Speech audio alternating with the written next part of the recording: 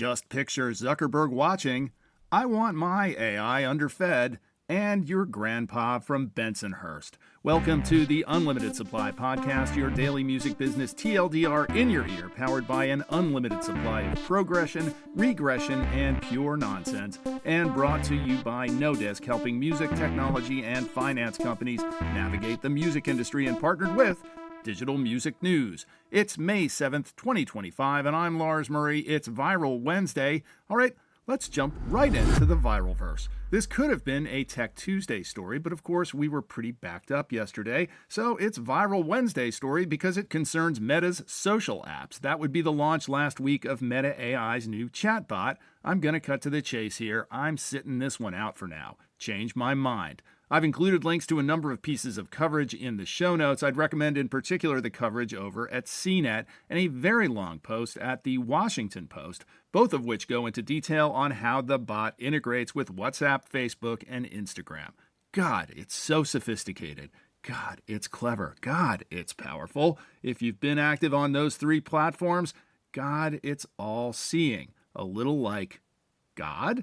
I'm not generally an AI phobe. In fact, I fed this very script through ChatGPT this morning for copy editing. But when it comes to any platform, you want to be asking yourself, what am I sharing and why? And who am I sharing it with? And do I trust those people? And with a hat tip to Jesse Canner, do I want to build on this property? There's never a completely satisfying answer to that question. Everything is a compromise, but over at the Washington Post, Geoffrey Fowler supplies this money quote: "Whatever you chat about with Meta AI, just picture Zuckerberg watching.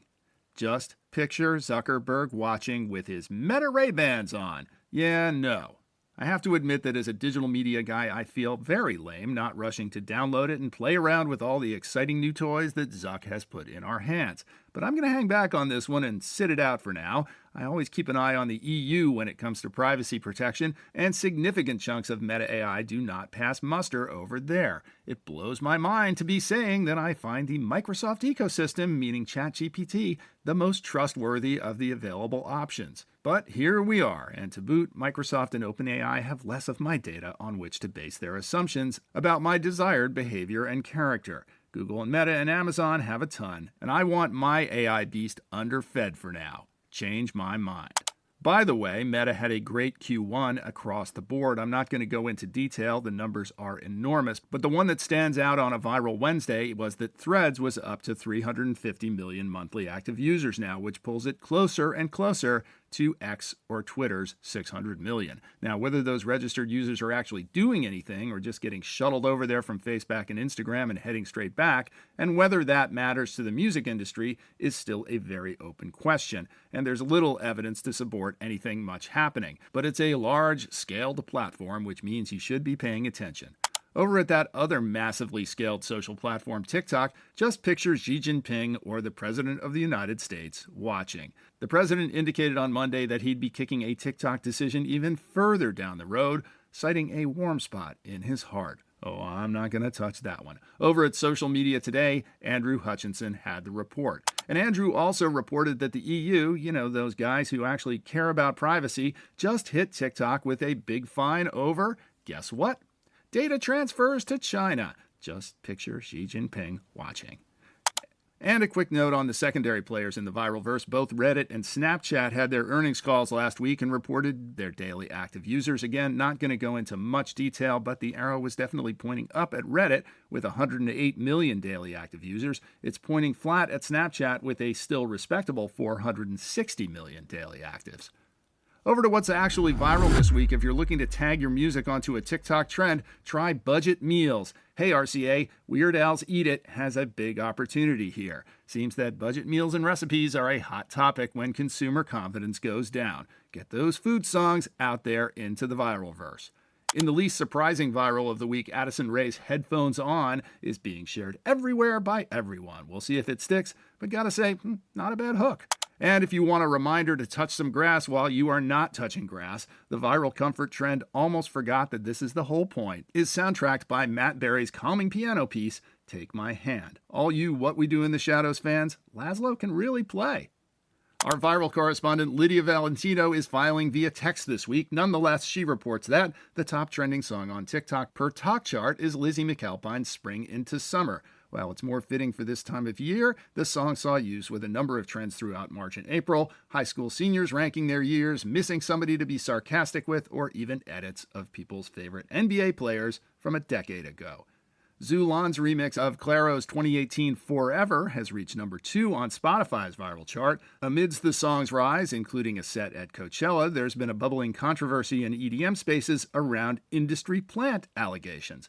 While Lydia is hesitant to give these claims much oxygen, the number of fan accounts on TikTok for a DJ with one officially released song certainly elicited a few raised eyebrows. As always, thanks to Lydia for staying on top of the virals. You can check out her human-curated V30 playlist over at YouTube. There's a link in the show notes. And finally, this week's viral for the olds, Connie Francis's Pretty Little Baby is riding a lip-sync trend to the tune of 452,000 videos. If your grandpa from Bensonhurst has been resisting getting on TikTok, this may be the magic bullet.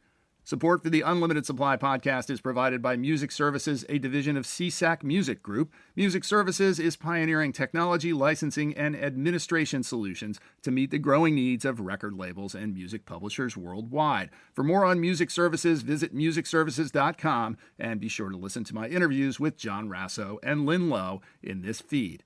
And by Hangout.fm. Hangout by Turntable Labs is the new social listening platform where users connect with each other, not an algorithm, not AI, to discover new music and play over 100 million songs with their friends and family, and where artists are discovering a new way to connect directly with their fans. Check it out at Hangout.fm. If you want to get Unlimited Supply in your ear daily, follow us wherever you get your podcasts. If you like what you hear, drop us a rating and that crucial review wherever you get your pods. And please tell a friend or 3, preferably 5 times, because everything in digital music needs to be repeated 5 times to sink in. Links to everything we discussed in the show are in the show notes, and you can visit unlimitedsupplypod.com or email me at lars@nodisc.com to tell us what you think about the show, to feed us info, to feed us lunch, to challenge us on our dubious assertions, and to tell us what we're missing out on. I'm Lars Murray, and remember, in this business, no conflict usually means no interest. 3 more days to music biz. Let's set something up.